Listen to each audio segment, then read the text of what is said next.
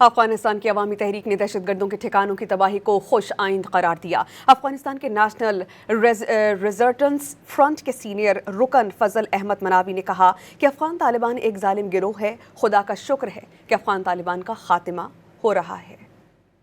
هر سنگی که در سر طالب اصابت بکنه ما از استقبال میکنیم، چون گروه ظالم است. به هلاکت ظالم خدا خودش ستایش کردگی است.